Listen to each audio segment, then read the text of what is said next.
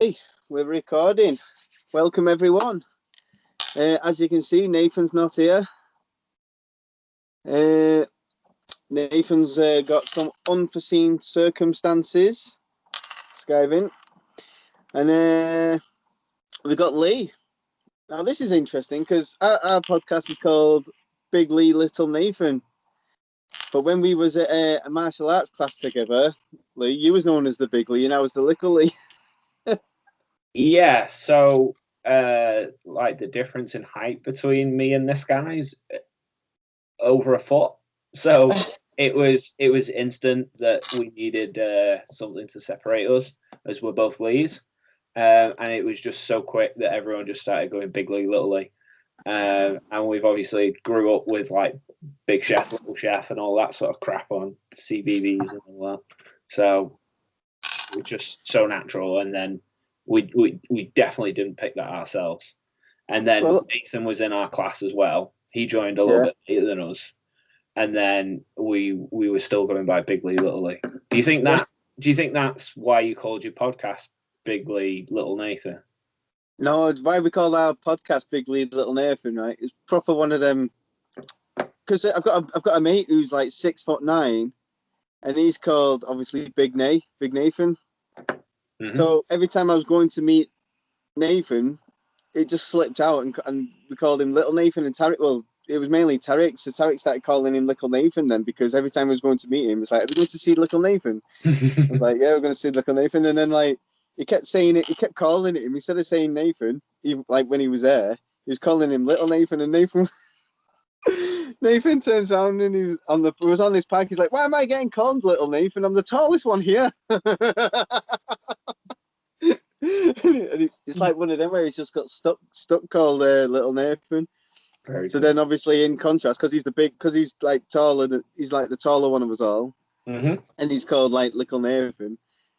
I just thought as a bit more irony to add to the title, Big Lee, because obviously I'm the midget of the group.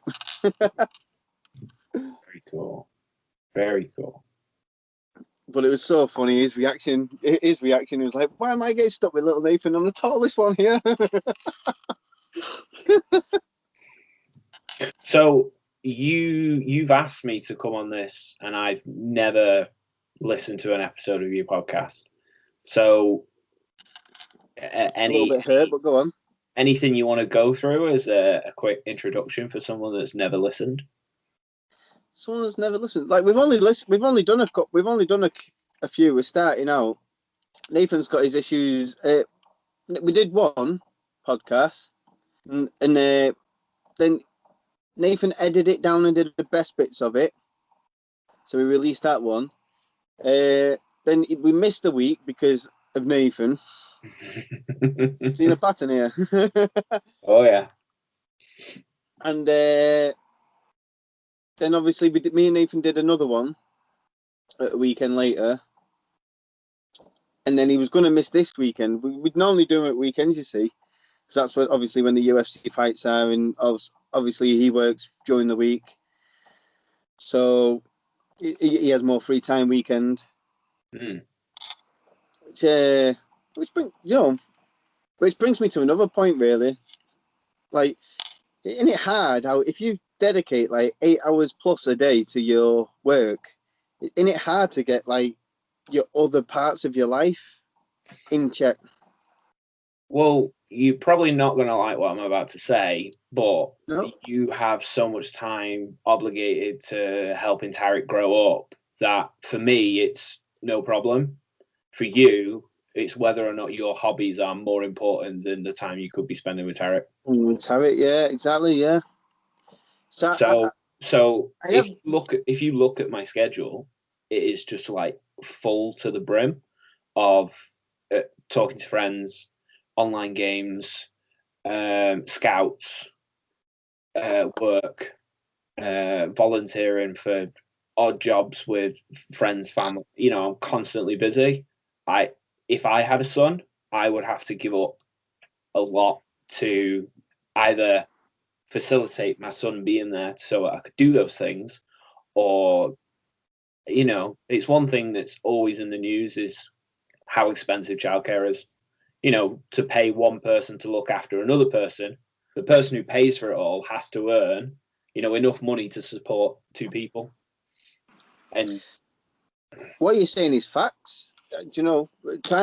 Money's not really the massive issue, but time is an issue. Because I want to spend time with my son. I want to bring him up, and at the moment it's even more hard, not harder. It's easier to spend time with him, but I'm consumed by homeschooling at the same time as working. Mm-hmm. And we're doing extra bits. We come out to the camper and that. We've got our little table set up, and we'll blitz through a bit of English and maths and teaching him handwriting and stuff. And so that's taking up a lot of time. And it's a lot easier at the moment because all the gyms, everything I like doing is closed. All my gyms are closed. All the martial art classes are closed. Mm-hmm. So working and spending time with Tarek, they're like the ideal things to do at the moment. The one thing that I will remind you is obviously the more you go to work, the more that we work for other people, the more that we ennoble ourselves. You think that that's time wasted just chasing money. Tarek's gonna see this and go, "Oh, Daddy doesn't choose to spend any time with me." It's actually quite the opposite. You're choosing to be a role model to him. You're working hard. You're paying for everyone. You're going out there, and again, you're ennobling yourself. You're doing something for everyone else's benefit, and all you're going to be is a role model to him. So never think that it's only worth what I'm paid per hour, because your example to other people is just priceless, always. Well, I think we spoke about these types of topics years ago, haven't we?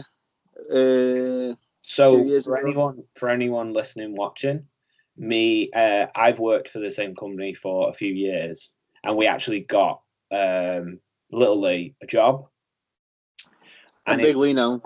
It was yourself that hadn't worked for quite a long time, other than seasonal work on and off. That you, without sounding harsh, you weren't ready for a full-time job, and I thought it would be good for you for the reasons that I've just stated, like becoming a role model, ennobling yourself, helping other people. I thought that would be tremendously good for you. And don't remind me, I had my own business.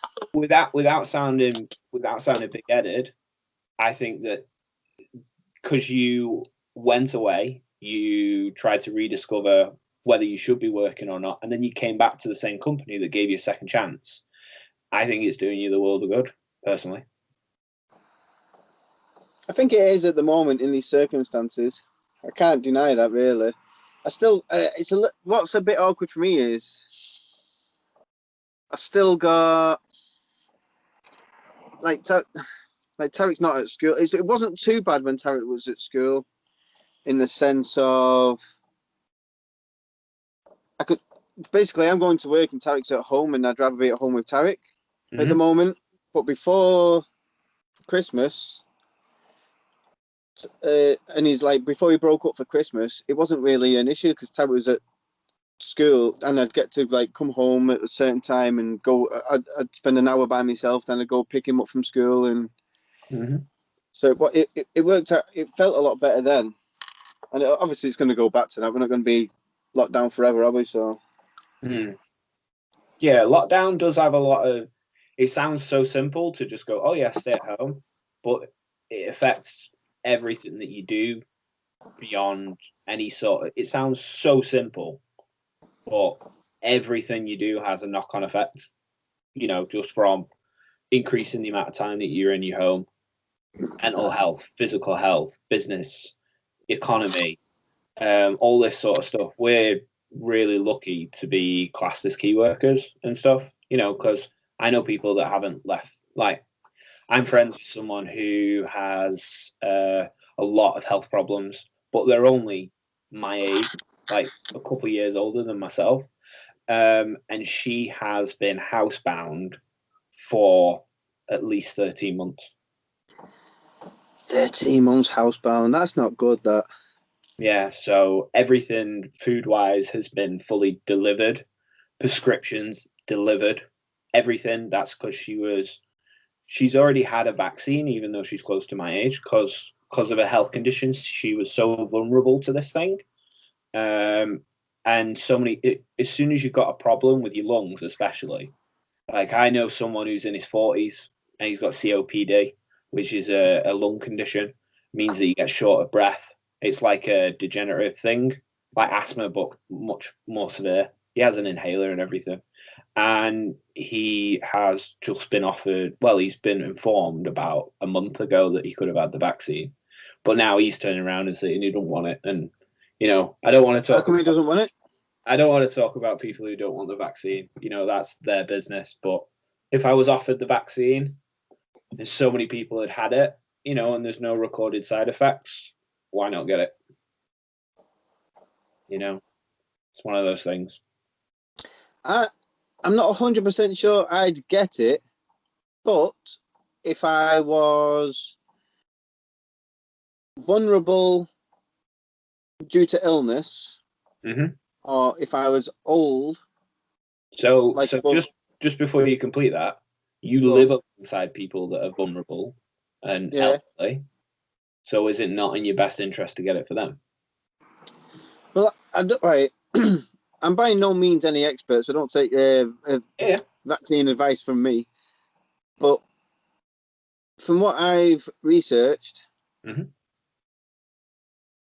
if you're asymptomatic, you're less likely to spread it.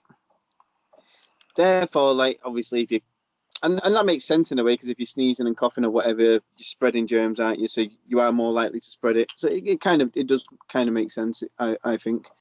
But from what I've researched is if you don't have the symptoms, that's why kids going to school isn't the worst of ideas, because they're not going to come home and spread it because kids aren't normally showing symptoms. I know there's been cases, but every kid gets a snotty nose once in a while.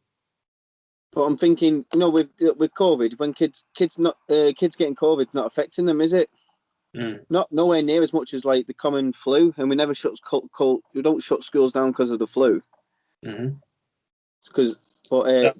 it doesn't affect them. I know I'm going off topic here. I've redirected the question a bit, but so I think if I got it, if I had symptoms, then I'd just isolate in my camper, obviously, and I'd let Tarek sleep in his nans 2 weeks. But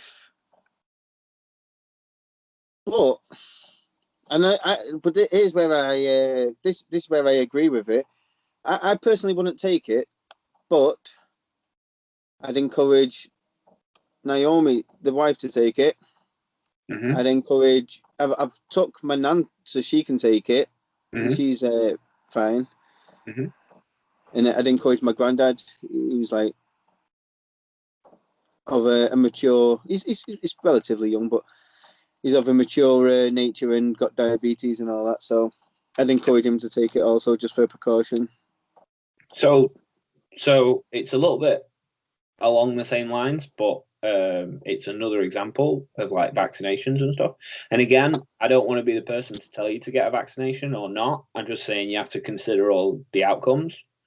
So a couple years ago, the UN said that they released a spreadsheet basically that said for every pound that we spend on vaccinations, or I think it was done in US dollars, for every dollar that we spent in vaccinations, we could recoup $60 in the future because of how many people we would save and how many people then would like pay taxes in towards government affairs and welfare systems and all that sort of stuff.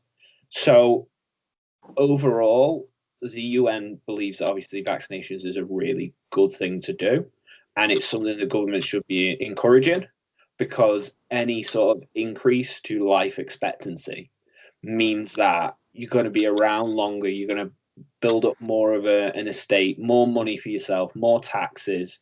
And, you know, in the UK, that means that if you go and get the vaccination, you have no threat from disease. Well, you're going to be around for the next 30 years. So where does your tax go? It goes into the NHS. So that's one way to look at it. And then the other thing that the UN showed from this research and cost balance and analysis and stuff, they showed that the AIDS and HIV used to be like the biggest infectious disease killer on the planet. What's that? AIDS? AIDS and HIV, yeah. But now it's not.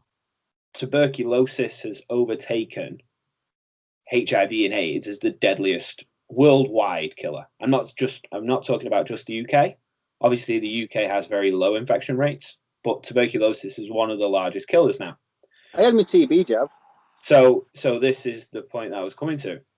The UK and such got their infection rates really low, so they stopped paying for tuberculosis jabs. I've not had one. You're actually a little bit older than me, and I was during the point where they cut it off and they didn't allow people to get TB jabs anymore. But now, why did they stop that then? There is a disease that you can be vaccinated against that causes more damage to individuals, communities, and the economy because no one wants to pay for the vaccine over something like HIV and AIDS, which has no cure. It has preventative measures and tablets and all that sort of stuff. But we could actually deal with tuberculosis, save millions of lives, and have millions of people grow up to be healthy, functioning adults who could pay taxes for, between 20 and 50. So 30 years of taxes. That's 30 years of NHS payments, 30 years of whatever local community support your taxes go towards. And there are people in the UK that still get tuberculosis. It's not like we're completely immune to it. And it was all down to cost. No one wanted to budget in vaccinating people. So we've had tuberculosis, the virus, for, I believe it's a virus. It might be a bacteria. I'm not. Let me Google that. Google's a beautiful thing, isn't it? Yeah, I'm not against like the TB jab or anything like that. So tuberculosis is a bacterial disease, and so we could have wiped that off the face of the earth if we continued to pay for it. Vaccination success stories like measles, mumps, and rubella, they don't exist because we spent so much money getting rid of them. And then you've got things like polio, diphtheria. Some of these things are you're only going to get them if you go to the third world. And that's because they're not completely extinct. But, smallpox and stuff was obviously made extinct across Europe. And thankfully, smallpox didn't go to affect so many in the third world and stuff. But it was a major problem in America as well, because like the flu and smallpox is what ended up killing a lot of Native Americans over the stories where you hear, they were butchered but the common colds and flus and stuff that were separated by this large expanse of ocean. Like vaccinations now, with how connected the world is, I can't see a future where you can have holidays and you can stay unvaccinated. It will come to that point where it's your right to refuse or whatever, but I would honestly think that won't be allowed into certain countries without vaccinations. And then it will be, well, I'm stuck in the UK for ourselves, or I'm stuck in whatever, because I don't believe in the vaccination. But then over time, you've got the fact that, vaccinations have a lot of success stories. There are a lot of medical stories about side effects, and famously, there was a pill for controlling morning after sickness in pregnancy, which a lot of women were taking between the 80s and 90s, and it actually led to a lot of children being born with defects. So there is actually, when people say, I don't want to get a back, Jim Jeffries' famous joke. Oh, yeah, I like that joke. I know what you're talking about. I don't want my son to be vaccinated. He'll get autism. I know someone who, through medical side effects, has like forms of brain damage. So there is truth to the story. We do have to find out side effects. We really do. But by the time that we're getting vaccinated, because we're so young and healthy and such, I'm probably going to know every side effect under the sun, and I don't think it will be as bad as living in lockdown, or as bad as, having to go to the supermarket alone with no one else there, and to keep 2 meters. I know, all this sort of stuff. So I'm not telling people what to think. I'm just trying to say, include every argument, every pro, every con, and make your own decision, and don't be upset when your decision means that certain things are going to be taken away from you, because there's no perfect solution to any life problem.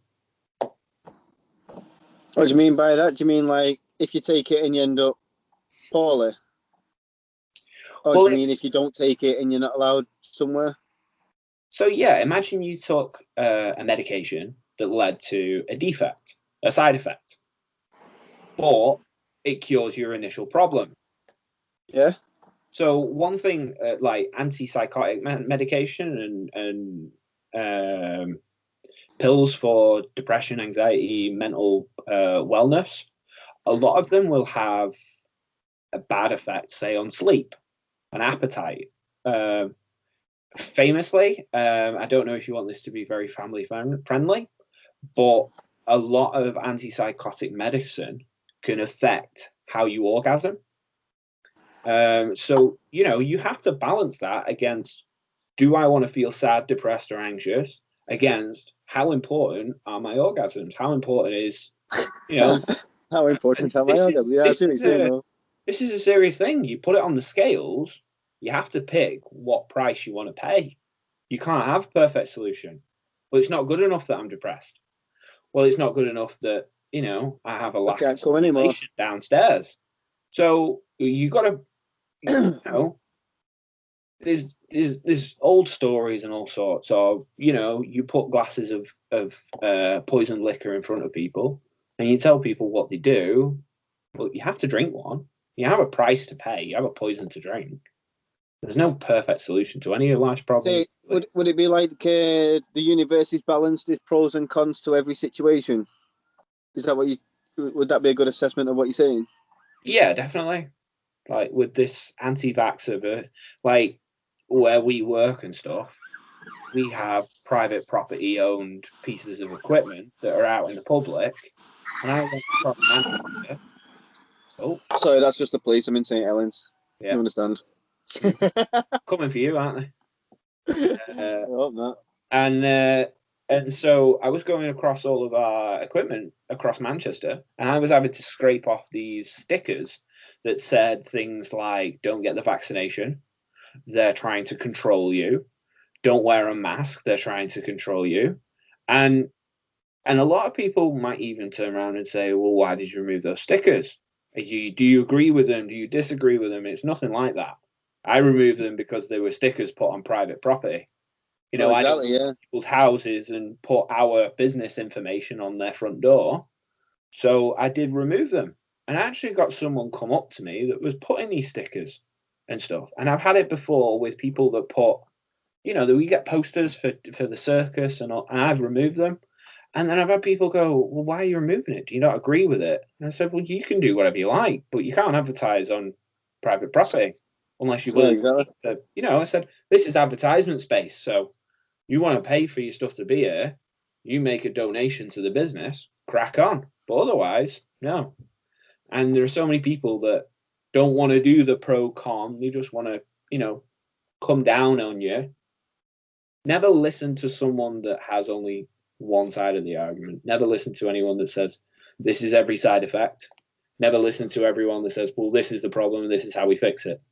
You have to know everything, and then you have to put it on scales, because sometimes the bad outweighs the good, sometimes the good outweighs the bad, because there's no way we can scale how lockdown affects me versus how lockdown affects you, or even Tarek or anyone. We all want the same thing to go back to normal, but we can't, because there's a new problem. You can't go back to a world before the problem. That's why. Well, what happens when the solution to this, like we got the new problem, COVID?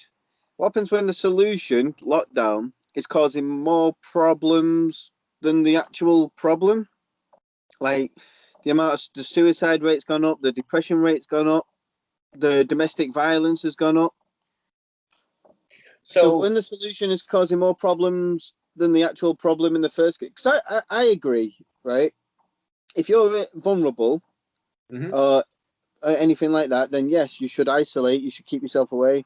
I think if you're fit and healthy, like me and yourself, then you should just go on and get about your day. Go to gyms, But there's so many vulnerable people that are reliant on healthy people that it just becomes it just slows down the effect rather than stops it, which a full lockdown does. And to go back to your question about home deaths, suicides, domestic abuse, this, that, and the other, depression, all that sort of stuff. When you look at how, when we went into that tier 2 phase where everyone was allowed to return to some normalcy, and how quickly the growth of new cases came, the death rate of COVID, if you allowed that to continue scaling, it wouldn't be long before all of those statistics about home deaths looked like a shadow on COVID deaths. Oh, so you think you think it'd grow exponentially? Yeah, 100%. Well, the cases went up. Sometimes you have a problem here, sometimes you have a problem here, but the way that one grows, it's only a matter of time before it scales over your current problem. And the government can't fix every personal problem.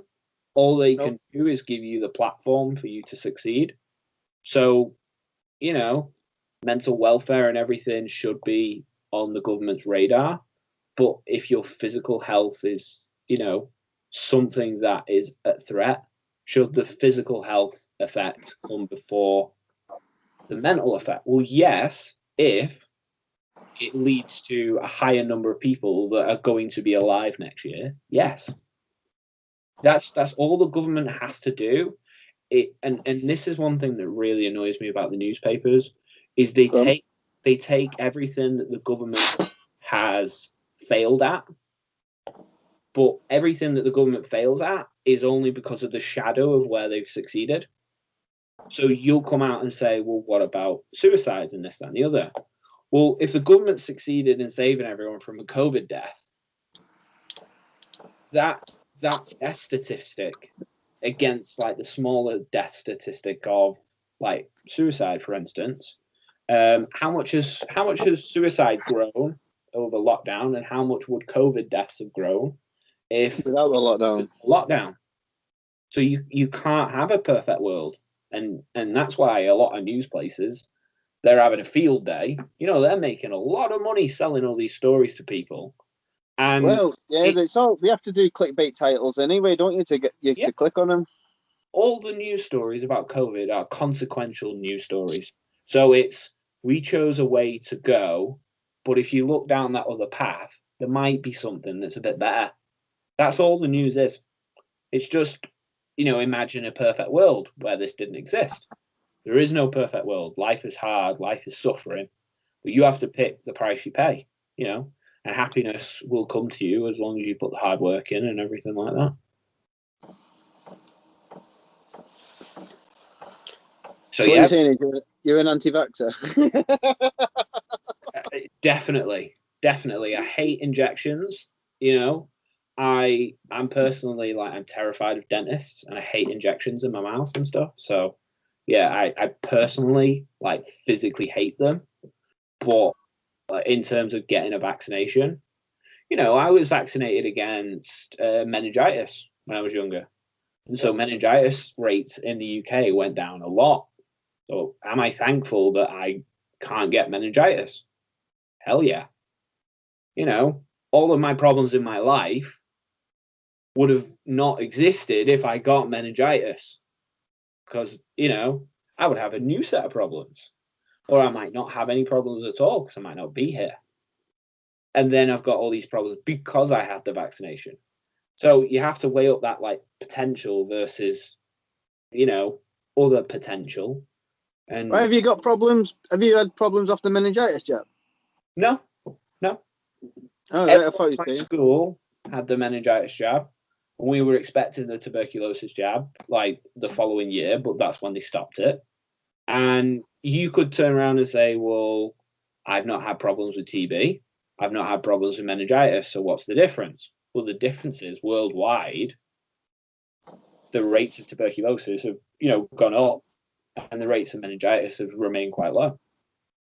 Can you not go to the doctors and seek a meningitis jab if you want it, instead of it coming to your school? I think you can, can't you? That's actually a really interesting thing. What vaccinations could you get if you went to the NHS and said, I need a vaccination? Well, the one way that you do get a lot of vaccinations is if you tell people that you go into a third world country. You join the army, you go to Africa, parts of Asia, and say, oh, I'm going to be backpacking. Oh, you get vaccinations against yellow fever, dengue, polio, diphtheria, all sorts, like loads, and then they fill you like with loads of malaria prevention stuff, don't they? So you have to take these tablets. Now, you talk to anyone in the army, you talk to anyone that's done a lot of traveling, and the first thing they say is like their skin doesn't. Keep talking. I'm just having a quick piss. Okay. Midget bladder. I can hear you still, though. Okay, right. So the first thing that people in the army and the people that have had all of these injections say is that they don't feel right, that they've got chemicals in their body and they feel lethargy, or their skin doesn't feel the same as it used to, and this, that, and the other. But then you've got the fact that they went to a third world country where it was hot, it was desertous, and they went and expended themselves for a long period of time. So would they have had that without the vaccine? Would they not? Who knows?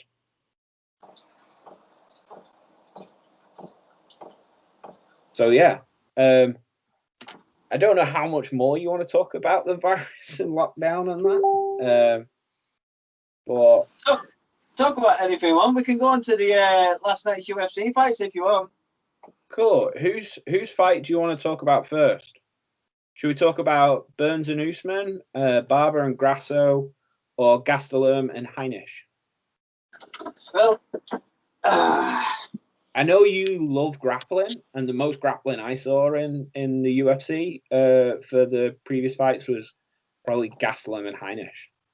Well, yeah. If we start with if we start with the Gastelum, because we'll go in order of the fights that were on the night if you want. That's me table, not a I don't mind. I just thought you'd want to discuss that one because that's, again, it's where I saw the strongest grappling. Well, yeah, that was wrestling. There was a lot of good wrestling in that one. Good take from Gastelum especially. Well, they both got double leg, like standard double leg takedowns off. There was a lot of takedown defense, which was really good. The highlight for me was Gastelum had his back taken, and he got out of that rear naked choke. He just sort of shimmy, and then he was just turned around and he was on top. He got a few punches in, and everything like that. Before the fight happened, who did you think was sort of the winner? Who did you have money on? I predicted Gastelum, to be honest. Gastelum knocked out Bisping, didn't he? Mm-hmm. He's one of your favourites, isn't he? Bisping was Bisping's a little legend of mine, yeah. So I do like Gastelum. When you look at their stats, and then Heinisch is older, he's taller, and he was like half a pound lighter on the night. Well, Gastelum normally fights taller people, and he had the reach advantage. I think it was like half an inch. So, like statistically, you'd think, well, Heinisch was over 30, so that might be a detriment rather than a praise. But experience is obviously. How old is he? How old is? I think Heinisch. I think it said he was 32. But don't 30, quote. That's not old. That's in MMA. That's not old. But you've got someone who's younger, hungrier, and stuff, but they're not, in their debut fighting. That can often be an advantage. That's quite a prime, that. 32. How old's Gastelum? I think he was like 2. I think he was close to. I think he might have been 29. I've got in my notes here that Heinisch was 3 years older. Heinisch had more height, more reach, but was half a pound lighter. So that's a really good point. He's taller, but he was half a pound lighter. You could see it. Gastelum had so much more like density than this guy. So, when you think about like grappling and stuff, that's like the worst thing is when you get someone that's dense over someone that's, say, lankier than you. Would you agree with that? Well, I mean, the half a pound's not too much really. Especially, I know in the game of millimeters it can be, but don't forget the only way them waits for the best part of an hour, and then they go back, they weigh in, they go back, and then they start reloading all the water. They just sat in the sauna losing. Yeah, I get you. But then you've got to think about that half a pound weight difference over a larger surface area. So how dense can you actually be if you're taller and lighter? Well, I think it's the other way around. I think it's harder. It's probably harder to. It's probably less likely to. Like you're taller and shorter. It's probably easier for you to lose half a pound than me to lose half a pound. But then when you think about it, I've got more bone surface area than you because all of my bones are longer. They'll relatively be the same thickness, depending on density, calcium, bone production, all that sort of stuff. When you think about it, taller people, I think, would have a harder time cutting weight. To a degree, maybe. I don't know. I find it hard doing weight control, and I'm a midget, so I don't know. Do you necessarily train for high strength, don't you? So you usually used to, yeah, before this lockdown crap, yeah. Yeah, so you've trained your metabolism to bulk rather than to shed or to maintain, I would say. To be fair though, I find it easy to lose weight. I just up my cardio. I just start jogging loads. I can do like if I did like 2, 3, 4, 5 jogs a week for like I don't know half hour or something. Look, 25 minutes, half hour. I start looking like proper skinny in my eyes because I'm used to being a certain size. But yeah, when I train, I prefer to do like weightlifting more than the cardio side. I do the cardio side of things because obviously you need to keep your stamina up. But did you think that either Gastelum or Heinisch looked like they were gonna gas out? Oh no! Well, I knew Gastelum wouldn't to a degree. Did you see that war he had with Adesanya? I think I have. It went like it was a blatant 5-round. I think it was a 5-round war. I don't remember Adesanya's like opponents because I'm transfixed on just watching Adesanya. I think he's fantastic. Oh yeah, definitely wanted it. What do you think of his upcoming fight with? Google his next fight. I can't pronounce his. He's got one name. I know who it is. I can see him in my head. Is the champion of the weight division above him? Israel Adesanya's next fight. Jan Blachowicz. Yep, that's the one. He's fighting him next. He's going up. He's champion versus champion, and he's going up a weight class to fight that champion. So they're fighting at light heavyweight. Light heavyweight, yeah. Israel Adesanya's got 20 wins, 0 draws, 0 defeats as his professional record. I don't know about his amateur record. And then Jan Blachowicz has got 27 wins, so that's 7 wins over him. But he also has 8. I think that's draws and then 0 losses. So basically, if Jan goes to a decision, if Jan keeps on his feet and it goes to a decision, it might be in Jan's favor to win. I don't see that. I can't see him outscoring Adesanya. I think if that goes to decision, I think Adesanya's got it. He's like such an elite striker. Yeah. It'll definitely be interesting because let's have a look at this Jan Blachowicz. When is the fight? Does it say when it is? I should know this. It is going to be on the 6th of March. 6th of March. So, Okay. so About 2 weeks. here's some stats for you. Well, Jan is 6 years older, and he's nearly 40. He's 37. Israel is taller by 1 inch. yeah. Israel normally fights at 185, but Jan fights at 205. Yeah. So when like GSP's talked about this on Joe Rogan, when you go up like a weight class, it can be hard to keep your reaction times as neat as possible and stuff. Especially if you get comfortable at the higher weight class, because you can be like power drunk rather than like drunk on speed, and thinking like that. But Israel's got a whole 2 inches on Jan's reach. Yeah. Israel does have exceptionally long arms and legs and stuff. So Don't forget, he fights really skinny when he's down at 185. yeah, I think it's going to be easy for him to reach 205. I know that he does a lot of beating people to the gate. It seems to be that Israel throws the punch second, but lands on the chin first, sort of thing. He's very counteractive, and he looks for like posture shapes and stuff, and then takes advantage of it. I've not seen much of Jan Blachowicz fight, but it should be really interesting. I've seen a couple. Who did he win the belt off now? Who did he? Oh, do you know who he beat? What's his name now? I can see him. I'm crap with names, right? But I can see the guy in my head. Reyes or something like that. And he.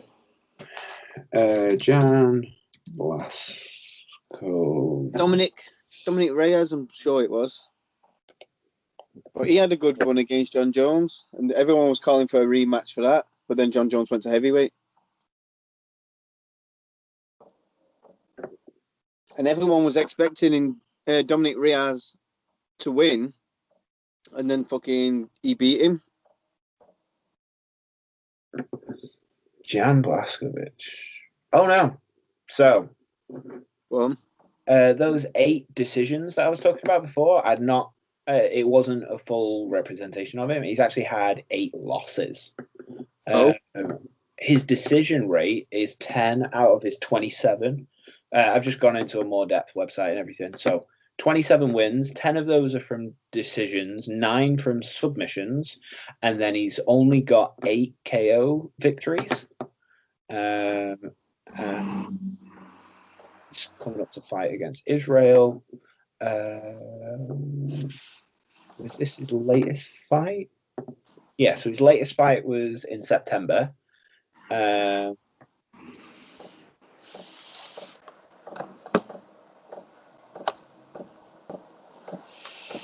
Why? Because Adesanya's last fight was against Costa, wasn't it?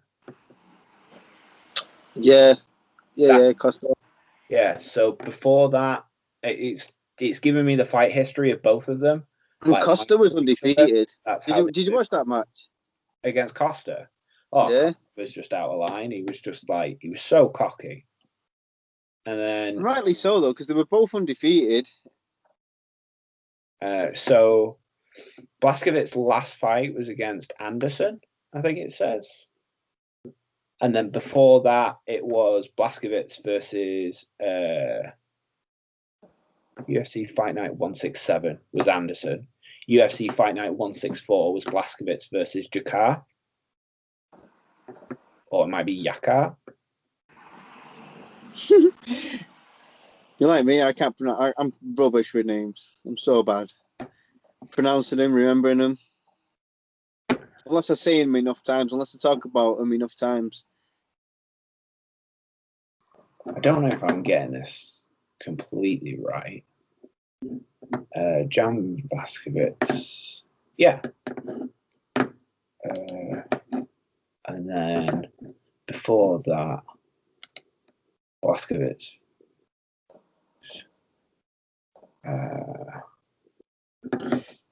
For the life of me, I can't remember how we got here from the Kelvin fight, though. We were talking about grappling and all that sort of stuff, but yeah, that Gastelum versus Heinrich. I kind of wanted to talk about this one first because out of the three, this for me was quite boring. There was a lot of grappling, like stalemates. You There was preferred great striking to the grappling? 100%.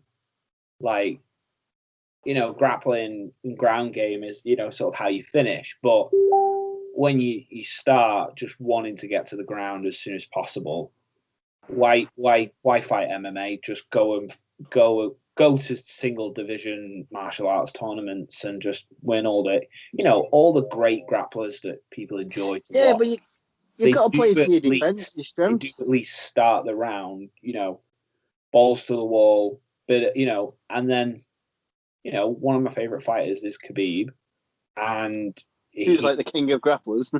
he does a lot of stand up though. He just finishes on the ground. You can't argue that he's not good standing up. Kelvin's a good boxer. Kelvin does a lot of. He must have had a game plan against Thingy, but I'm never going to pronounce his name. Who was his opponent again? Are we still talking about Gastelum versus Heinisch? Yeah, Heinisch, that's one. Against Heinisch, he must have identified a bit of a weakness in his grappling, so he thought, "Oh, sack it, I'll grapple with him more." But yeah, he normally does a lot of striking and boxing. Like when his fight with Adesanya, that's how we got there. His fight with Adesanya was an all-out war, and he did a lot of striking. Then he just leaped in, and he got. Do you know he pushed that? That's Adesanya's closest to loss. Really, that could have gone either way. Really, I mean, you can argue. Then you've got the fact that Heinisch that you're talking about is a better striker than what I saw in the fight and stuff. But then you've got the fact that Heinisch, he went for a flying knee, but Gastelum was so close that it was just like on his thigh. He took it and then took him down and dropped him, didn't he? Picked him up and slammed him, didn't he? He timed it really bad. I'm not going to say it didn't hurt. Every flying knee is going to hurt, but when you're hitting someone's thigh muscle, opposed to the end, the end of the knee is a knockout. Normally, yeah. Jorge Masvidal, it was his knee that went into the neck of Askren, cut off and he was just out. But it felt like because the grappling was so much like stalemate back and forth that like the flying knee was like a Hail Mary. It wasn't like something that was practiced or really something that was included in the game plan. It was like oh, fuck it, I'll do it. And then you got the fact that Heinisch as well, he stands back from Gastelum. Gastelum throws like a spinning kick. Heinisch doesn't react quick enough. Gastelum's facing him again. And so he goes for that forward kick. And then Heinisch ends up on the ground because he can't even stand up while he throws a kick. Do you not remember that? Heinisch ended up on his ass because he threw a kick and his stand-up foot went from underneath him. Yeah, so he ended up on his ass. Mm-hmm. And then, you've got the thing that I didn't really like about Gastelum is right at the end of the fight, Gastelum threw an extra punch clearly after the bell. But I missed that. Yeah. Yeah. So the bell goes off, and it's about a half a second. He does one, the bell goes off, and he reaches back. The bell rings again, and then he goes in for that second one. Yeah, but don't forget, I understand he shouldn't have done that, and he should have been more professional, had more self-control. But when you're in the moment, yeah, obviously, when you're in the moment, sometimes you can get carried away, can't you? Yeah. So, and then the only other thing that I wanted to talk about on that fight was the fact that Gastelum, he's a tough fighter, isn't he? He's the Ultimate Fighter champion. Yep. Which on record, the Ultimate Fighter champions don't have the greatest records. There's plenty of them that got to the top, made six figures, and then just went downhill because they needed, the tough fighters that usually are on that show are usually people who are more desperate for money than most people are, and they want to get to the top as quickly as possible. And then usually when they get there, they either plateau or they just, dive. And yeah, I was quite surprised to see that Gastelum has obviously kept up his end of the bargain, and he's performing at a high level and everything. But on average, what do you think of the Ultimate Fighters? Do you watch the Ultimate Fighters? I don't watch him, no, but I don't watch him as such, but I do keep up on him. They've not had him for a little while, have they? Well, they can't with lockdown because you can't have like 20 blokes in a house, Well, yeah. When was the last Ultimate Fighter though? How many years ago? I was a Google Fighter. Is there really 28 seasons of the Ultimate Fighter? Bloody hell! I didn't even know there was that many. Kamaru Usman against Rafael dos Anjos was the finale of season 28. It's Kamaru Usman that was in the other fight against Burns, isn't it? Yeah. He dominated. Cool. Will there be a season 29 of the Ultimate Fighter over the past 50? It's run for 15 years. The tough thing. They must have had like 2 a year then, mustn't they? Apparently, they're expecting to hold auditions for Tough 29 on November 13th this year. So there's a chance it's coming back. Awesome. I might actually watch this one. See how it goes. I do watch depending on like who they pick as the coaches, because I have to like the coaches. Because otherwise you're watching like immature people that you don't really like. So I've watched a lot where it was GSP's coached twice, I think. I've watched where Randy Couture's been in. I think Randy Couture's pretty cool. Who else? Was it Chael Sonnen one? I'm sure he did one, didn't he? Who was Chael Sonnen against? Was he against Matt Hayes for the coaching? No. I've watched some henched up Brazilian bald guy. Oh, Vanderlei Silva. That's the one. The beast. I watched a bit of that. They came to blows, didn't they? Yeah. I watched a lot of the tough where it was Chuck Liddell versus I forgot his name. The guy with blonde hair from Huntington Beach.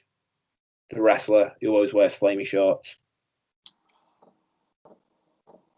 It's not. Has he got a bit of a tan? He's like darker than his hair. He also helps train Chris Cyborg and stuff. Tito. It's not Tito, is it? Yeah, Tito Ortiz. That's who I mean. That's the one. Yeah.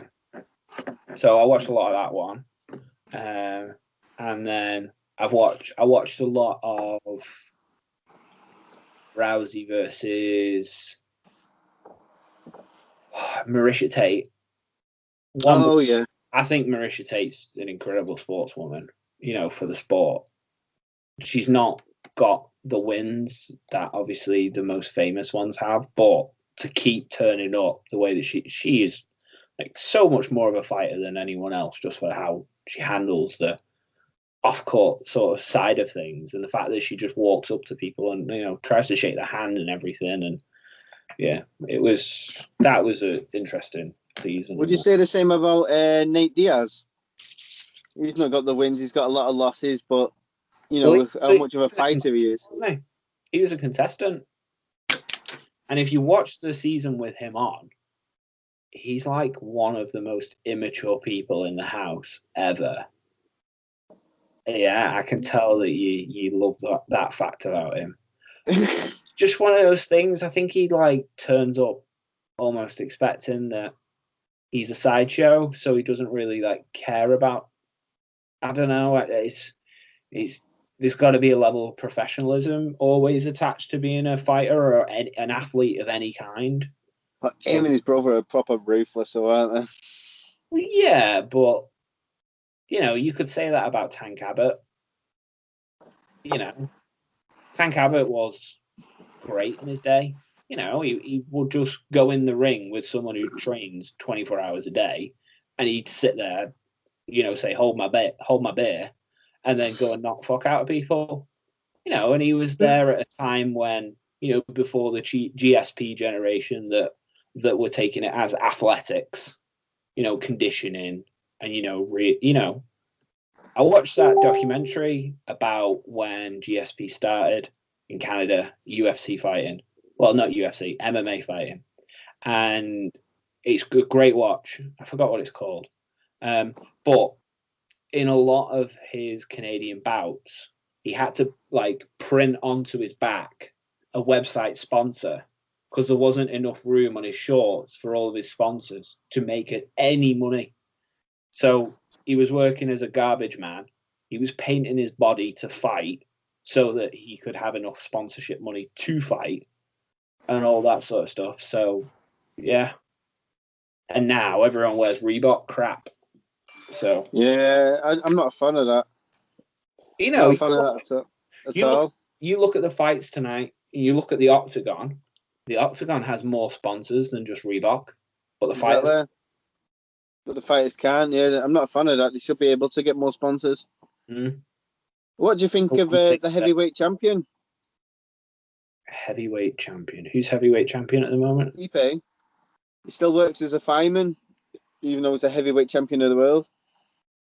Stipe. How do you spell that?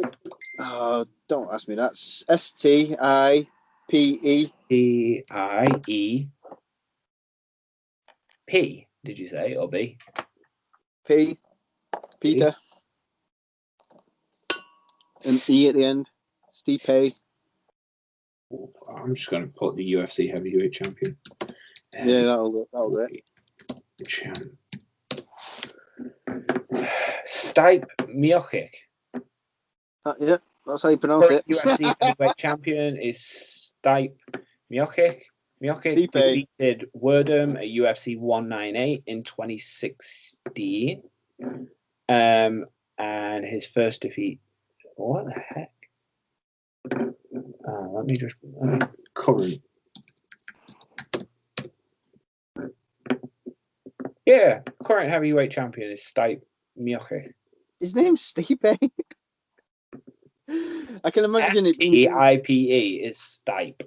Yeah, but that like in cafe, how the E's like an A sound. It's like that. It's Stipe. Where the heck is he from? Stipe.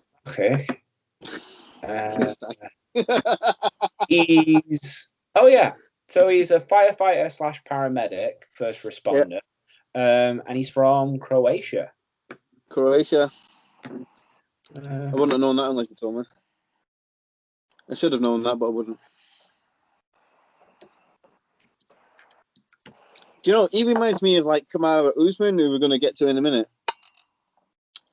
as just the underrated. Because Stipe is the most dominant heavyweight champion we've had in the UFC, and yeah, he's just so underrated. Every time he goes in for a fight, he's expected to lose. Even this fight is his next fight against Stipe's next fight. Go on. Francis Ngannou. Okay. He's already beaten him, and he's still expected to lose. If you look at the odds on the bookies, everyone's expecting him to lose.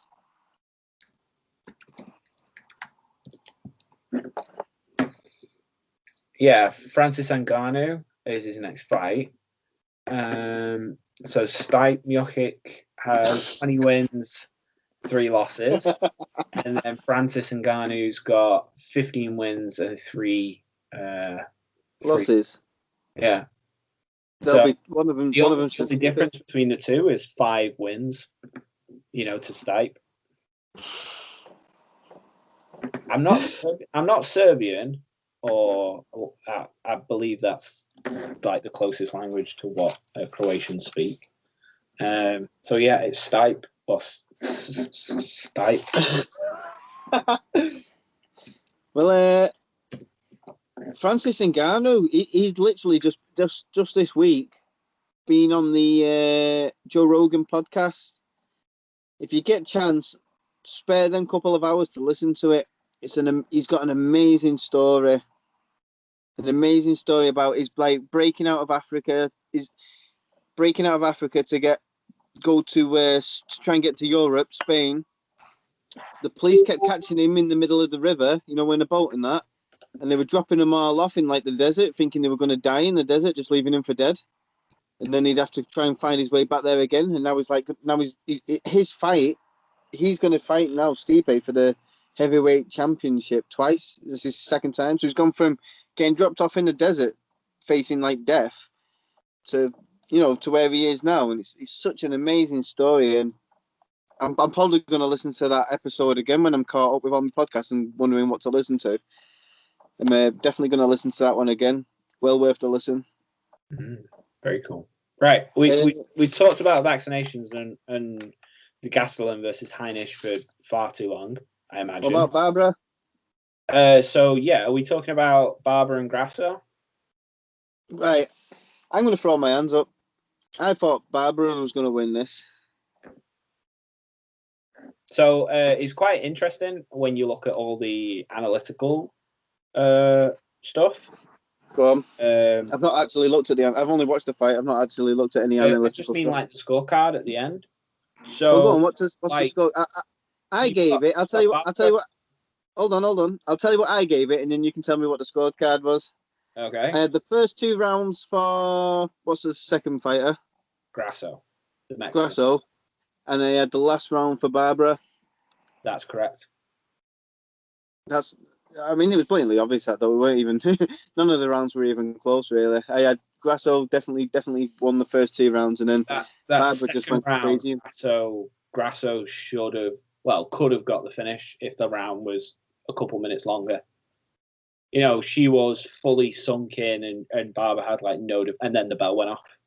So yeah, really unlucky that didn't happen 20 seconds earlier, because it would have been like a TKO victory rather than, a decision. So yeah, I really like this fight actually, because there was no like standoffish like sort of striking. A lot of it was like dirty clinches, high knees from Barber, and I really love that style of fighting. Like we talked about, I mentioned like Randy Couture before. That's something that he does all the time. And yeah, it's really interesting to watch because it's moving around the cage a lot. It's getting someone up against the wall, high knees, and going to war and that sort of stuff. But then I was really impressed with Grasso's strength, pinning her up against the chick, because she looks like the bigger fighter, doesn't she, Barbara? But so she was like getting pinned up. Grasso, I think, was slightly taller, but like leaner. And then Barbara was slightly shorter, and you could just see the stockiness in Barbara, couldn't you? Yeah. So that comes back again to sort of like that density and everything. But then, Grasso did a perfect rear naked choke, got caught out by the bell. Was that the second? Was that yeah, that was the end of the second round, wasn't it? Yeah. Her jiu-jitsu was sick. I wasn't expecting that from her. I actually thought in the grappling, Barbara was going to win. Mm. So yeah, I even put in my notes like they had really smooth ground transitions and stuff, and then the dirty clinching was just like beautiful. It was like maximum damage, and then yeah, I think Grasso was unlucky. I can't say that obviously. You've got to remember that you're on the clock. Aren't women's rounds are the rounds in women's fighting shorter, or is it just no still the same 5-minute rounds? Yeah, but they do 3, whereas men do 5, don't they? No. That's all rounds are 3 rounds, 5-minute rounds, 5-minute rounds, except for the last, the main events. Yeah. Like all your title fights are 5 rounds. That's where I'm getting confused. Yeah. I thought actually the Barber and Grasso, fantastic. You know, they came together at the end, big celebration. You know, they were so professional. And then, yeah, like you said before, Barber did unanimously get the third round win. When you add up actually all of her scorecard points, this is something Go that on. I see a lot of people doing. She scored 40, like across all 3 rounds, but she had a really poor performance in round 1 and 2, and then she had such a dominant performance in round 3. And then when you look at Grasso's scorecards, she was only a bit better in rounds 1 and 2, but then fell behind in round 3. So she won 2 rounds, but the difference between the two is that overall Grasso got 42 points and Barber got 40. So I can honestly say I expect a rematch between these two, where one of them, until one of them gets like a TKO, or one is proven to be quite dominant over the. I think these two should fight again, definitely. I'd watch that. I'd watch a rematch between them two. Yeah, I was blown away. I thought both of them fantastic. Straight off the bat, I did think Grasso was like the better fighter. She got the rear naked choke. She was doing smooth transitions. She was keeping up in the clinch, everything. I was surprised. I found one thing quite funny, and that's that Barber, right near the start, she was trying to show off that she still had loads of gas in the tank. So she's throwing these jabs. When the camera pans away, she's like a foot away from Grasso, but she's still like, fear me. But yeah, it was. I really like that. Out of the three, I think that was like the most entertaining fight. Like, I did like Burns and Usman. I'd say that was a close number 2, and then Gastelum and Heinrich. I'm not a big fan of, just total ground game and stuff, which is what the predominance of what I saw was in the third fight. Which it was Gastelum and Heinrich. Were they the main event on the night? No, Usman. Usman was the main event. Yeah, but obviously it was TKO victory, wasn't it? For Usman? Yeah. That was a good fight.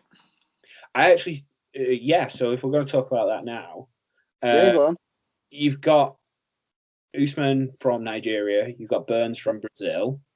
I actually thought Burns was like super strong at the start. Like, in the first round, yeah. I don't follow these two fighters. I honestly thought Burns, flipping hell, you turned up to win. And well, do you want me to give you a quick background then? Yeah, you can do. So they used to be teammates years ago, just a few years ago. They came into the game together. They've spent so much time together training. So, and then last couple of years, Usman's moved camp and gone to a different camp. Mm-hmm. And basically, Burns did okay at they're fighting at 170, aren't they? Is that right? I'm not too sure. Welterweight's 170, isn't it? I'm sure it is. Burns.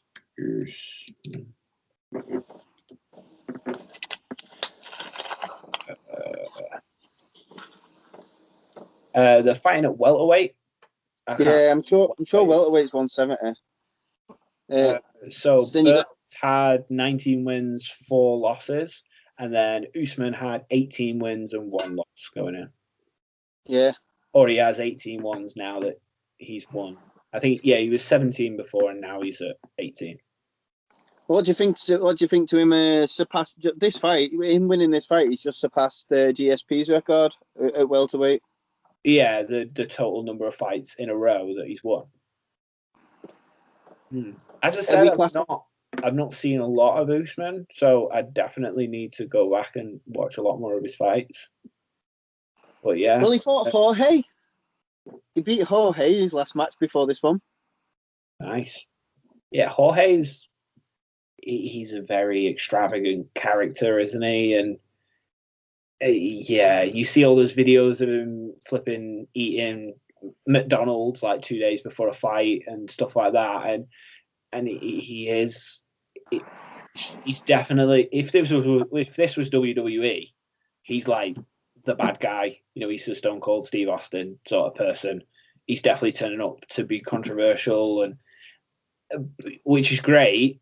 You're going to make a lot of money that way, but will you be world champion? Maybe. He's not made that much money in his career until recently. Till his win, he beat Ben Askren. That was his 5. And that who did he beat before that? He beat. Oh no! I'll tell you what his turning point was. It was beat Darren Till. A load of money because I think it was the knockout of the year, which came with a grand bonus or something. Which one was that? The one where he knocked out Ben Askren. I'm sure that knockout of the year. Yeah, but he became famous before that. He beat Darren Till. He's the Liverpoolian, isn't he? Yeah. And sorry, it's 2 robbers are just running down the street. So he beat Darren Till. Was his fight after Darren Till? Was it Askren? I'm not too sure. I know that he fought Askren, and I watched that. I'm sure. I watched all like 7 seconds of it. Anyway, we're going off topic. Let's finish talking about Burns and Usman first. So Burns like super strong early on, and end of the first round. Oh, it was great. You know, they were so happy with one another, showing really good sportsmanship. And they shook hands at the end of that round, didn't they? Quite funny that after the second round, they were like, all right, you know, we're going to war now. And there was no more hugging. And then, you know, and it was quite good that Usman allowed Burns to get up. Obviously, the crowd wanted a stand-up fight, I think. And then, you know, Burns got on the ground once. So Usman, you know, stands back, lets him stand up. But then it's... Do you know why he did that, though? Sometimes it's your advantage. Oh, shit. If that fight goes on the ground is like a psychological thing, getting back up, it's like admitting that you're embarrassed about, you know, getting knocked down. No. If that fight goes to the ground, yeah, and they end up fighting on the ground, the advantage is so much Burns. Burns can submit him on the ground. And he would have known that. And this is why it's clever from Usman, because Usman used to train with him, and he would have known that. So he turned around and said, "Get up." Do you know what I mean? He didn't let him up. He just didn't want to go down there with him. Fair enough. But then you got like at the end of the fight, you know, he's on the ground, and then Usman, you know, travels down with a, you know, hammer down punch. And I thought actually the stoppage was really good. Like Herb Dean's like a good legend in the game, anyway. And I watched him in some film set in Korea recently, and he was the referee on a UFC match, which was really cool. So yeah, if you're listening, look that up. I didn't watch to the end because it was all about exercising demons and stuff. But I was happy that Herb Dean got to referee a fight in a movie. But yeah, so Burns is on the ground. He's coming down with his hammer fists and all that sort of stuff. And then Burns tries to get his legs underneath him. And you can see Herb Dean's like ready to jump in, and he just goes, he gives him an extra 5 seconds total. And then you see right, let's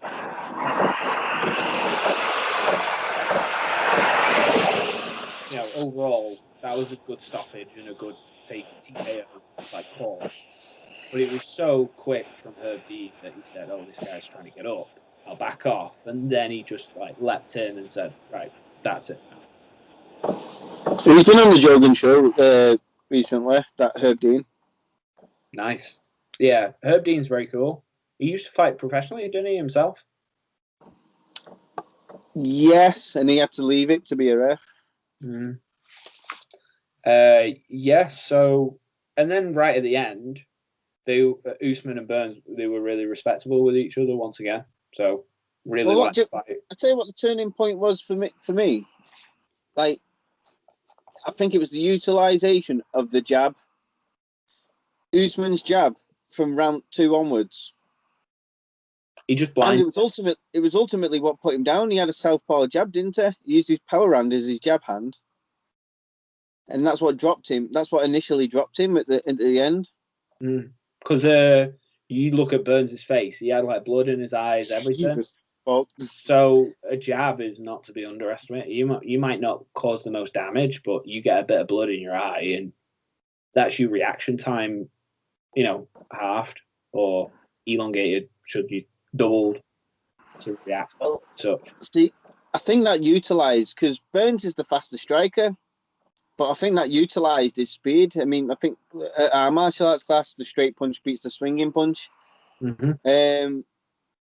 And every time he went for a swinging punch, he just went boom, popped him with the jab and ducked under his, and still had time to duck under his swinging punch. Do you know what I mean? His hooks, and it was a good strategy. And so even though I had basically it was my analysis before the fight.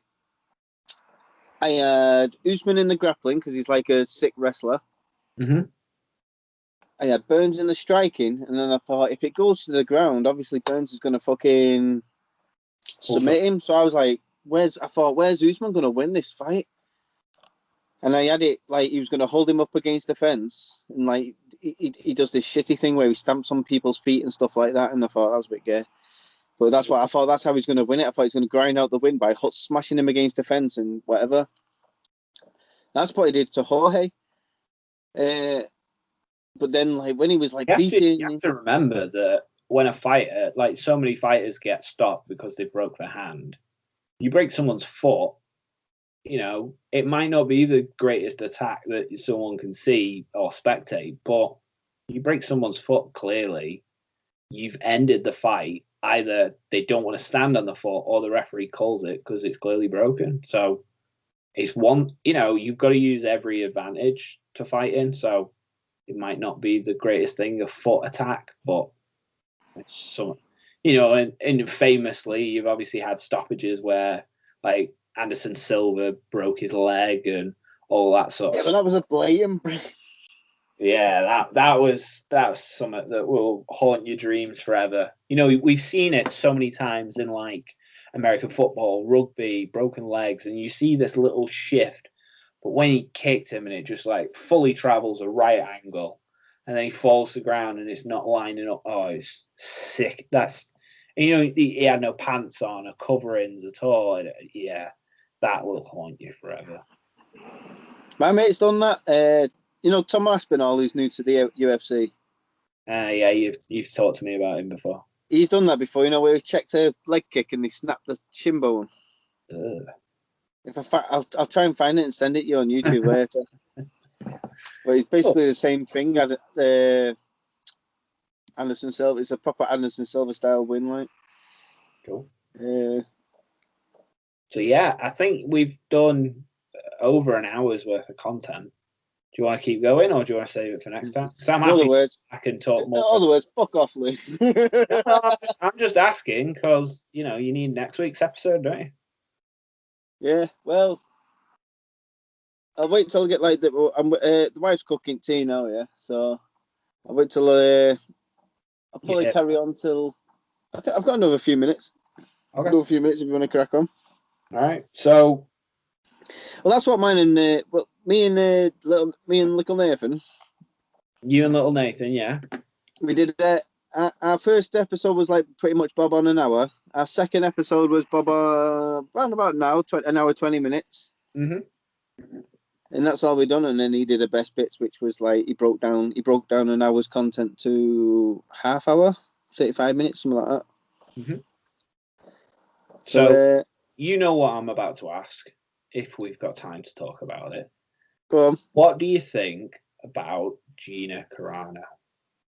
I've had this with a couple of people now, and they clearly don't know everything that's gone on. Okay, and so that's it for this episode. See you later. No, I'm not joking. I also want to talk about her because obviously she's famous for having such an impact on MMA. She had a great fight win streak. She lost to Chris Cyborg.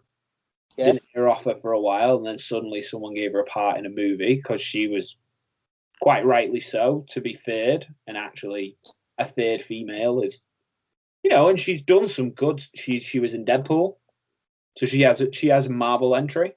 She was in Deadpool. Yeah. She I've plays. seen that as well. You know the woman who ends up fighting against Colossus and Deadpool. That's Gina Carano. And she's like in black. Yeah. Or dark, at least. Mhm. Yeah.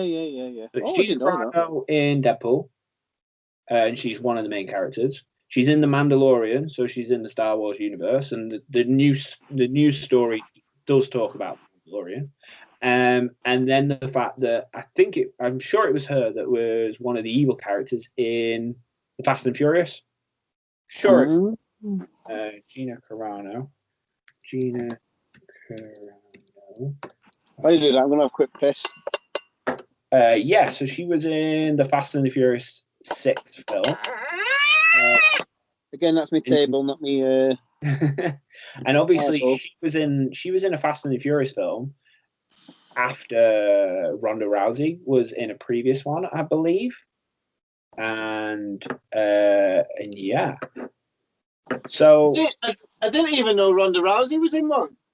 she plays a bodyguard to someone in like Saudi Arabia or something. She's not in the film for very long. She has like a scene where she's at a party, and then Is she like a bouncer? yeah, she has this scene. It's only a couple minutes long, but then it was after Fast and Furious that she lost her title to Holly Holm, and then like she stopped appearing in movies. Whereas Gina Carano, she lost to Chris Cyborg and then did all these amazing movies and stuff.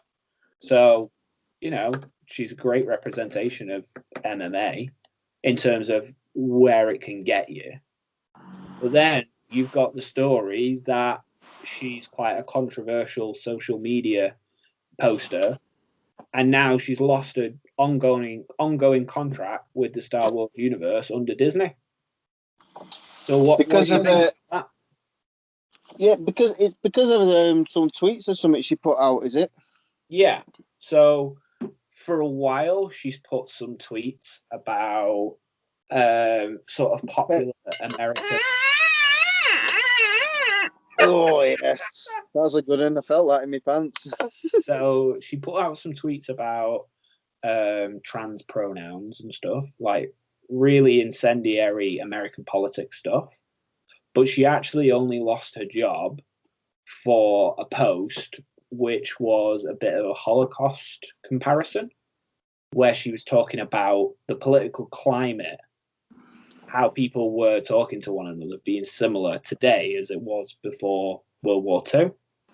And so they've completely cut all ties. She was prospected to have her own series in the Star Wars universe, to be a main character solely.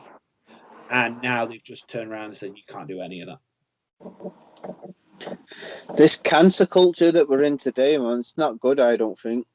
You shouldn't be able to cancel anybody. When I say that in the timeline, so she released some tweets about trans pronouns and got in a little bit of trouble and was warned, you do this again, bad stuff's going to happen.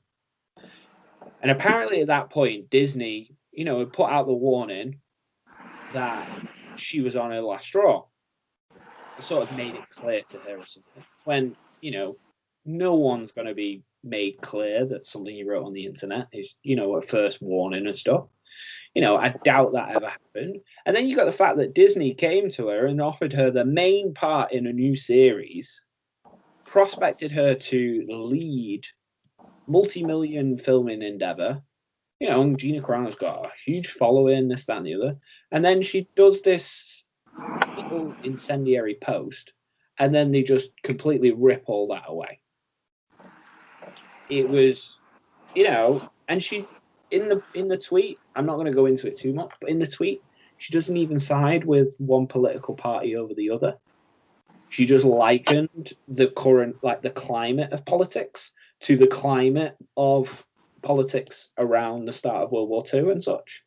It's distasteful, of course it is, but do you get fired for that sort of thing? I don't think you should get fired for an opinion, and this cancel culture that's going on as well. I don't think cancelling people's the answer. I think we should give them more. I think conversation's the way forward. I think let's see someone else from someone else's perspectives the way forward. All this, oh, I don't like what you said, I'm going to get you cancelled. I think it's just it's borderline childish, but on a adult level. 100%. If that makes sense. 100%. So again, just think about it this way. She was on Disney Plus. Millions of kids around the world can identify her. And she had an opinion that wasn't like everyone else's. So now she's disappearing. What's the two groups? They're going to be, The Mandalorian. I know so many dads that now watch that with their kids because they want their kids to go back and watch all the Star Wars stuff they've enjoyed growing up with. And now you're telling them that the people in those movies are abhorrent or have really bad opinions. And there was one piece of information that was really, really something that really ticked me off. So in The Mandalorian, the main character is a bounty hunter, and he's played by Pedro Pascal. Pedro Pascal is famous for being in Game of Thrones. He played this prince from a faraway realm that had some sort of likeness to like European, like French and Italian heritage.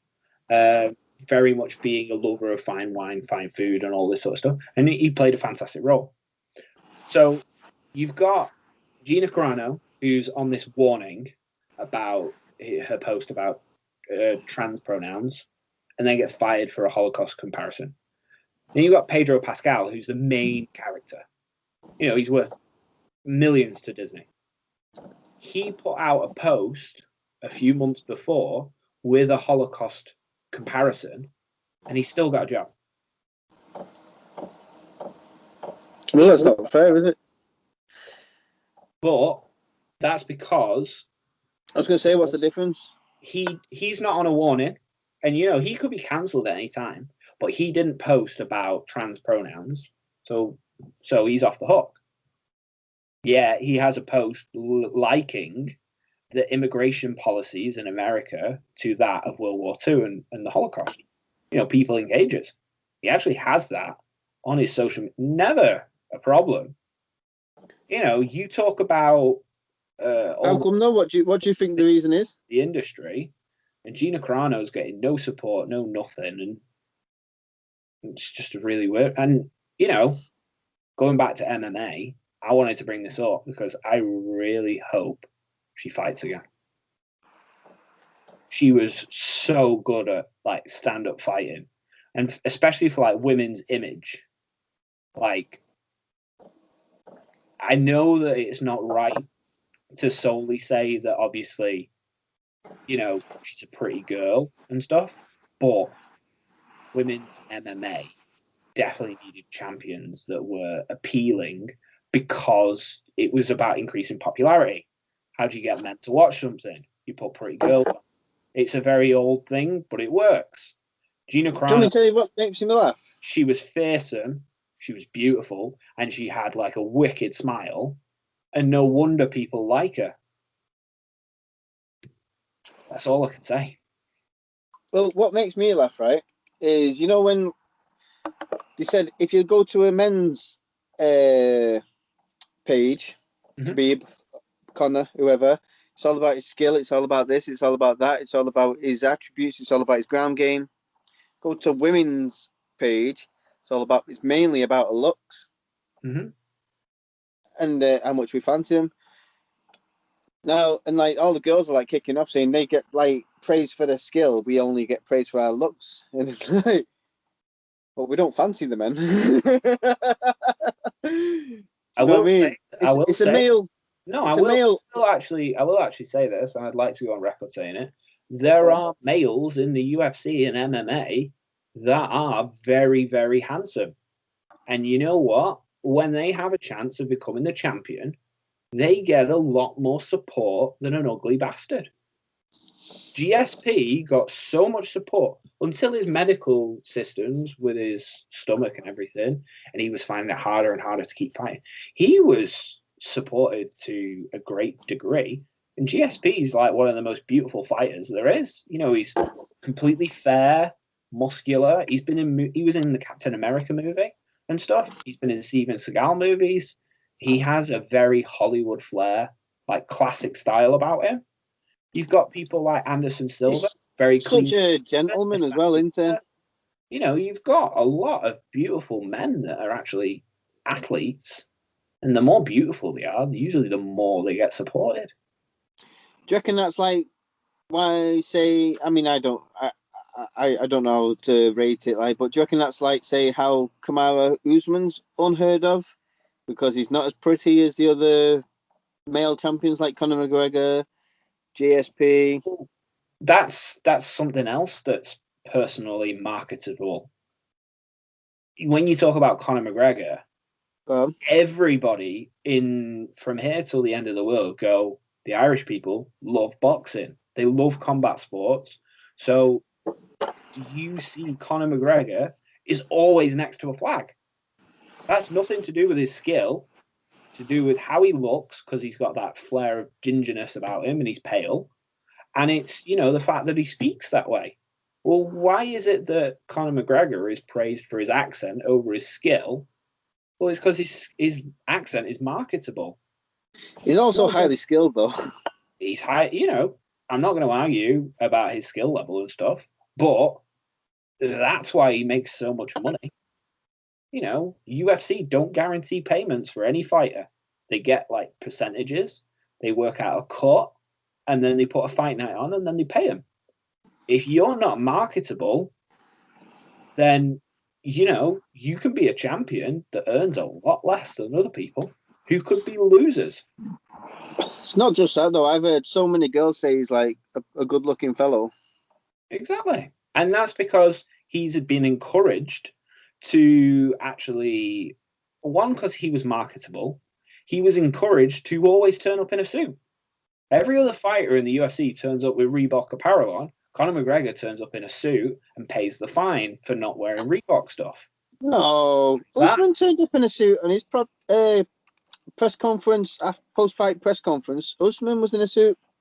But contractually, when you're on screen, you're meant to have Reebok apparel on. You look at the Tough season where he was against, I forgot his name, he's got blonde curly hair and he's quite short. Conor McGregor, every situation he's in a suit. And then you look at his opponent coach and he's wearing Reebok stuff or the Ultimate Fighter stuff all the time. All right, okay. Cowboy, extremely marketable for wearing leather and a hat. Well, I can make more money wearing this. Well, I'm not going to wear the Reebok stuff. So they have to pay. It can't be much then, because Cowboy doesn't make that much money. He makes a lot of money. Don't get twisted, but he don't make. So there is this old story about when Mike Tyson was fighting. Mike Tyson refused to box in any shorts other than standard black. He flat out refused. He said, "That's my color. You change." And there was a time when if you were fighting someone in like their home city, they had the home advantage. They got to pick the colors because you'd want different colors for the referees. So Mike Tyson turns up with his black trunks. And then his opponent goes, "I'm wearing black tonight," to try and get Mike off his game. So Mike walks out in his black trunks and then just says, "Don't worry, I'll pay the fine." Nothing changes my game plan. You know, I am the guy in the black shorts. Nothing changes that. And he had to pay a fine for wearing the same color shorts as his opponent because it was a rule invented. So it was his opponent that did that to him. I can't remember, but it was someone that Mike like took out really easily. I've watched loads of documentaries, and obviously he's fought loads of people. Mike Tyson's one of my like favorite fighters ever. I've seen I've seen a documentary. I've seen a few documentaries on him. Do you reckon he beats Ali then? Let's have a go at this one. I think that if what's his name? Don Giovanni. If Mike Tyson's original trainer got to live another 5 to 10 years, I think that the UFC would have been around like 10 years later or something. Because of how entertaining Mike Tyson was. And then when you think about it, what was his name? This trainer, Castellano or something like that. Don because the one that adopted him. Yeah. I'm completely off. His name was Customato. Yeah. Have you ever seen the film The Blind Side? No, I'm shit with movie names. I might have seen it, but Blind Side, there's a white couple that adopts this huge black kid who runs away from his parents, and it's just that they talk about how adopting kids who are black that show like great promise in sports can be very rewarding. Because like this guy, it's a true story, The Blind Side, and then he goes off to play professional NFL and stuff. So that's just instantly what it makes me think of, seeing this little white guy that's adopted this Mike Tyson. But yeah, before his death, like Mike would have had like a reign that I think would have been unbeatable. And then he lost him, started doing cocaine every night. He got divorced. He got new trainers. He got new this, new that. So if his team was improved or more stable, then I think Mike Tyson would have been like the greatest of all time. I mean, like his reign would have been compared to any other like physical sport ever. Yeah, but you could say the same about Muhammad Ali. If he didn't, get his boxing license took off him for them years in his prime, yeah, he'd still be do you know what I mean? But then you've got the fact that, do you know who Mike Tyson's greatest influence is? Muhammad Ali. Nope. Go on. The biggest influence on Mike Tyson was a white boxer known as Frank Dempsey, who still holds records for numbers of people that came to see his fight. It wasn't even like highly televised. It was recorded, but there was like hundreds of thousands of people that turned up to this field with a boxing ring in it to watch Dempsey fight. And like Tyson, he was this relentless scrapper that it was a marvel to see. Like he just was tireless, back and forth, and then Frank Dempsey's story ends that he made so much money that he stopped fighting for a while, enjoyed his money, and then when he tried to go back, he actually embarrassed himself rather than putting his leg, which is very similar to the Tyson story. He started to lose. He kept turning up. And rather than think about a legacy, he's now not considered the greatest of all time. And that leads me on to who I think the greatest of all time is someone like Khabib. Is what? Is someone like Khabib. Oh, in MMA? Yeah. How do you think? You do something amazing, you set the record, and then you go, I'm out before my record is. I don't agree. I think Khabib's an amazing fight. I just don't think he's done enough to be considered the greatest of all time. He barely lost a round, and he was. Tell me one thing other than, because he has had 30 professional fights and 30 professional wins in a row. He's beat SP's record for round dominance. He's won the scorecard round like so many times. He holds a record in it. I think he's only ever lost on record 2 rounds, and that was the third round against Conor McGregor, which is a little bit skeptical in my opinion. And then one that's absolutely disgusting is his first round against Justin Gaethje. How can anyone look at that round and say Justin Gaethje won it? He was nearly finished. He was on the floor. If that round was 30 seconds longer, Justin Gaethje would have been finished. How can anyone look at that round and say Justin Gaethje won it? Yeah. So yeah, I find it very hard to find a reason that he's not the greatest of all time, other than the fact that you say he could have fought more. Anyone could have fought more. Whether they're the greatest of all time shouldn't come. You know, when you look at like a percentage, you say I think he's quite in his prime. 100% record in everything that he did, and then you've got someone that's done more fights that has losses to their name. They've messed up. They've, you know, you got Mike Tyson, who famously snorted a ton of cocaine, did before his fight, horrible things in his personal life, and got divorced. And this, you know, you're talking about greatest of all time. Khabib is like a guardian angel compared to anyone on this planet. There isn't, I don't think, a single thing that he's done wrong.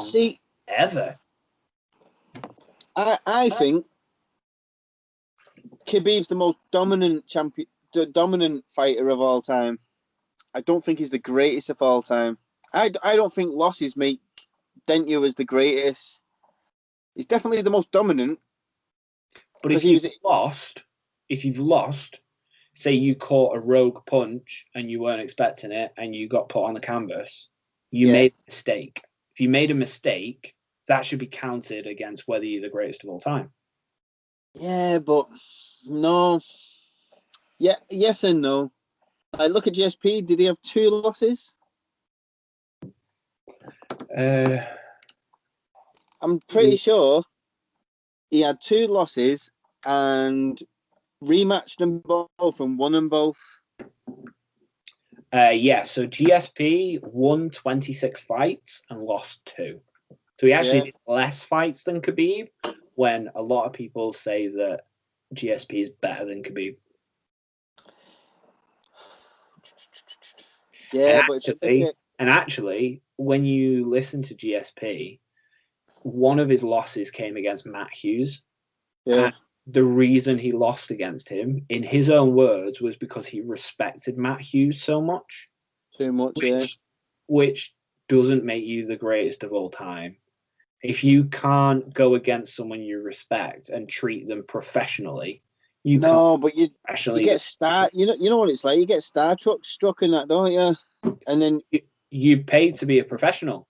You know, if I see my role model and I'm in work, I work twice as hard. I don't work half. You know, I get where you're coming from, starstruck and that, but you should impress them, not to roll over and die next to them.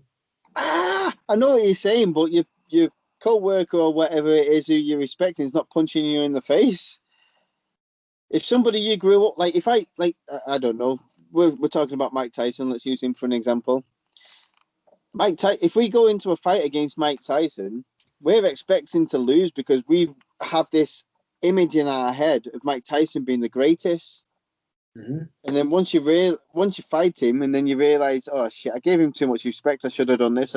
When you're in the fight, it's in the moment. But then when you're after the fight and you look back, you're like, oh shit, I should have done this. I should have done that. Why didn't I do that? Oh, I was expecting him to do this. I gave him too much respect. I want a rematch. So now that we're on the subject of greatest of all time, here's an interesting list that I've got for you. So, bantamweights greatest of all time. I don't recognize any of these names apart from one. There's Dominic Cruz, legend, Moro Yamaguchi, Miguel Torres, Masakatsu Ueda, Bibano Fernandez. Are they all bantam? Dominic Cruz is probably the greatest of all time in that division, yeah. But then there's people that's beat him. You're looking at what's his name's just beat him. Give me 5 working days. What's his name? And then looking at featherweight. Henry Cejudo's beat him, I'm sure. Yeah. I thought Henry Cejudo was lightweight, not bantamweight. No, he's the one before. He's like featherweight. He started as a 125, and then he went up. He was a double champ. He was a bantamweight champion, and he was a 125 champ. I'm surprised he's not on this list. Henry Cejudo, actually, I've not, and yeah. So on the featherweight greatest of all time, because he only had like 2 or 3 fights at bantamweight.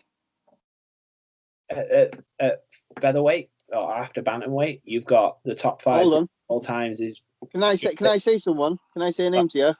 Go. Oh shit! I'm saying that and I fucking ain't got the name. Mighty Mouse. I can't fucking remember his proper name though. Jose Aldo. Jose Aldo? Uriah Faber. Hatsu Hyoki. They're 145, aren't they? What weight is that? Featherweight? Masakuchi Imanari. Yeah. That's for featherweight. It doesn't include what fight weight that actually is. What about flyweight? I'm thinking flyweight, not featherweight. 125. I'm thinking. This list that I've got only has bantamweight, and then it goes into featherweight. All right. Okay. Lightweight, greatest of all time. BJ Penn. Lightweight. Yeah. Frankie Edgar. Yeah, you go. Tori Gomi. Gilbert Melendez. Great Maynard. Don't actually know when this was last updated. And then welterweight, you've got GSP, Matt Hughes, Jake Shields, Pat Miletich, and Joe Pitch, which it was welterweight that Khabib fought at, wasn't it? Or was that it might be middleweight? No, that was lightweight. I'm sure that was like one. That was a 155. I think you missed that one actually. You've gone from 145 to 170. Has it not got a 155? The list that I've got has just got lightweight heading into welterweight, which then goes into middleweight. Which guess who's the greatest of all time for middleweight? Michael Bisping. Talked about him. Michael Bisping? No. I'm only joking. It's only because it's from England. Middleweight. Anderson Silva. Yeah, he's number 1. Then you got Rich Franklin, Paulo Filho, Dan Henderson, and Chael Sonnen. Although I do want to throw out that Michael Bisping beat fucking Chael Sonnen. Anderson Silva. Mm-hmm. Did he win? I thought he was just close to winning. No, he was a fucking great comeback actually. That was one of his best fights because he and bear in mind he only had one eye as well, and he lost his gum shield at the end of one at rounds, and he was like, they carried on fighting. The fight broke in his eyes, so he was pointing at his gum shield to the ref to say, look, my gum shield. I care about my teeth. I want to keep them. I want my gum shield back in. And there was a break in the fight, and the ref should have stopped it and give him his gum shield back. But because the ref never stopped it, Anderson Silva ran across the cage, boom, flying kneed him in his mouth, in his face, dropped him.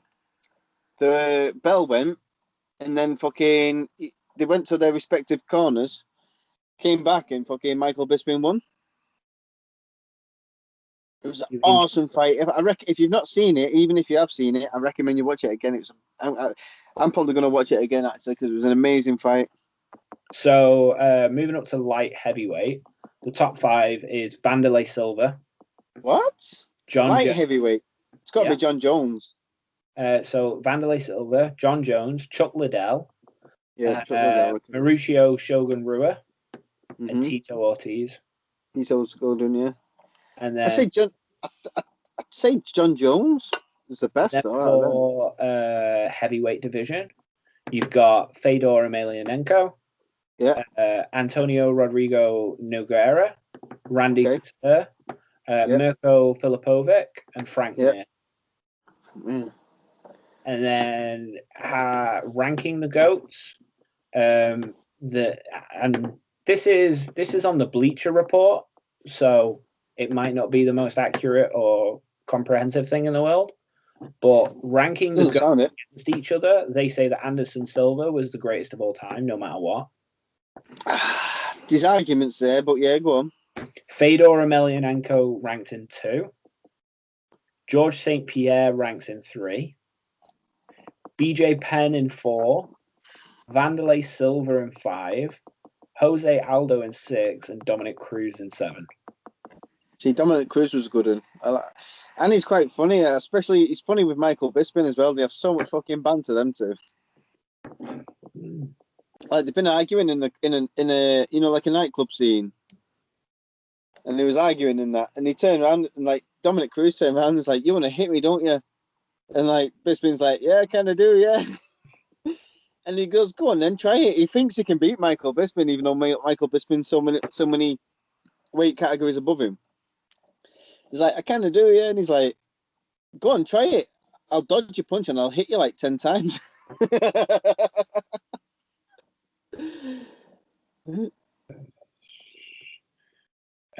So I can't find an actual like list that is.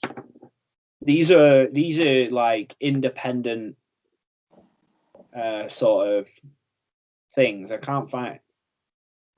There's not an official list. Well, because it's all. The list. I don't think you'll find an official list because even the official list can be argued against because unless they all fought each other in the prime at a certain weight, you're never gonna get an. It's such an open, opinionated thing. Who the actual GOAT is. You can argue who's the best at each weight class, but again, unless they fought each other in the prime at each weight class, you're never gonna still get an accurate answer. Like I can respect the Chuck Liddell; he was a bloody legend in his time. He was the greatest. Do you know what it is? You can't say the greatest of all time because things always, sport evolves and things always get better. So John Jones would annihilate Chuck Liddell. But then you've got the argument of he's been caught for steroids, performance enhancing drugs. So if you take that out of it, then you're only looking at like GSP. But if you're not taking that out of it because they was all on steroids back then, from when he first started, then it's fair game. So here's an interesting one. I'm on MMAsuka.com. Okay. So if you score people for the GOAT list, an overall win will get you 2 points. A loss will get you -4 points. This is like a custom thing for the website. I'm not saying this is how they calculate it. Each overall loss will be -4 points. Every year that you have a professional fight in will get you an extra point. If you won a title, if you defend your title, you get a further 2 points. If you fail a drug test, you get -6 points. And then if you have a long win streak, you get 1 point per each win after a certain number. Okay. So so this is a point system that's custom to this MMA Suka, and they've given points to people across their careers. So it aroused my interest. At ranked 11 is Henry Cejudo, which means in this point system he got 46 points overall. So see, I think he deserves more than that. He was a double champ, and there's not many double champs. He defended. Not only was he a double champ, he defended both belts.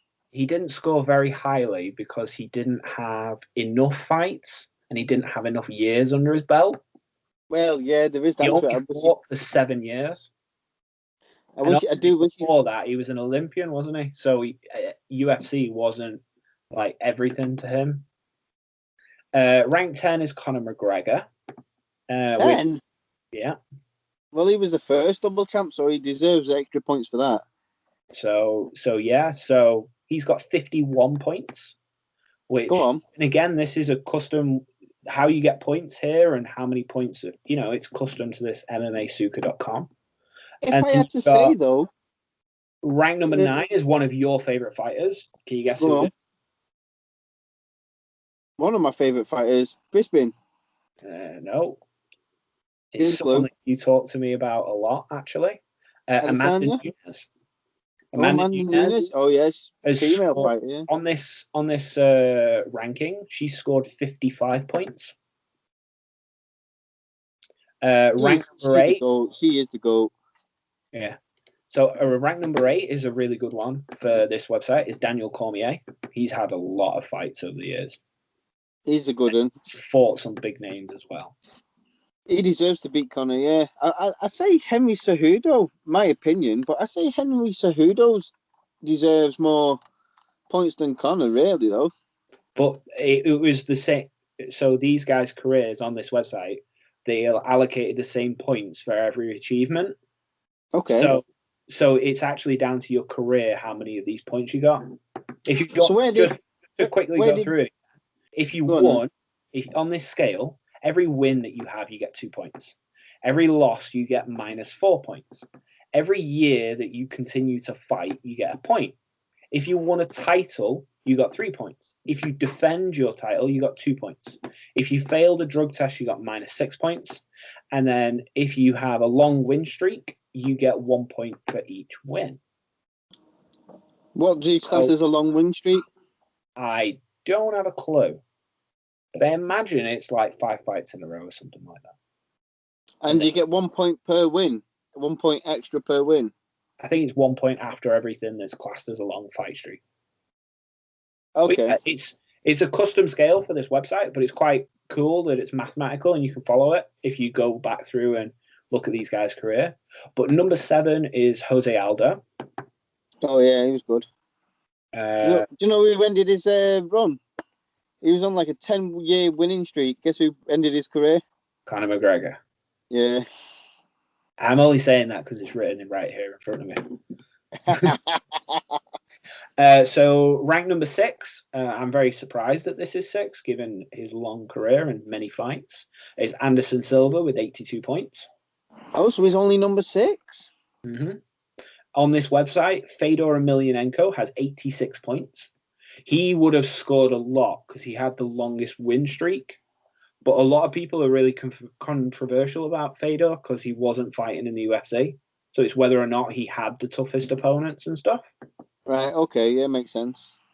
John Jones worked out with 88 points at rank 4. Go on then. This is a good one for me. Rank number 3 with 89 points is Khabib Nurmagomedov. So even though he didn't fight for all those years, you know, like the other fighters, because he was so consecutive with his wins, he's managed 89 points, which is 1 point more than John Jones. So he would have been racking up 3 points per win instead of 2 points per win after a certain amount of time, after a certain amount of wins. But then again, that could be controversial because he had so many fights before the UFC. He came into the UFC. Well, he was a Sambo and individual champion, wasn't he? He came into the UFC. How many wins? Other than just in the UFC, isn't he? Yeah, well, MMA. How many wins did he have in the MMA before he came to the UFC? He's only lost 1 round in his career. This was written before the Justin Gaethje fight because it says that he had 28 wins when he actually has 29. Oh, right, okay. Defended his belt twice. He was obviously meant to fight Tony Ferguson a few times, but that never happened. About 20.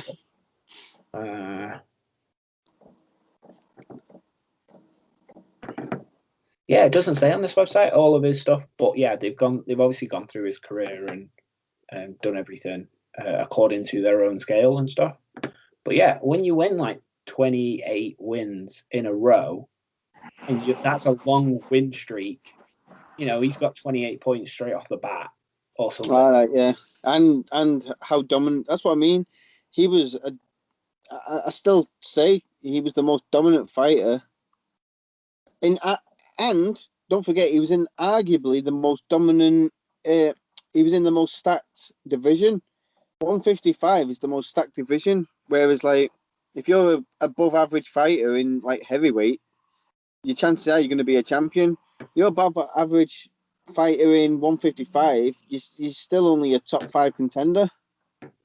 So the 2 people that are ranked number 1 on MMAsuka.com is 2 people that we've talked about before. One of which is it's actually they're tied for points. Both of them have earned 92 points. One of which is George St. Pierre, And then the second that's tied with him is Demetrius Johnson, the Mighty Mouse.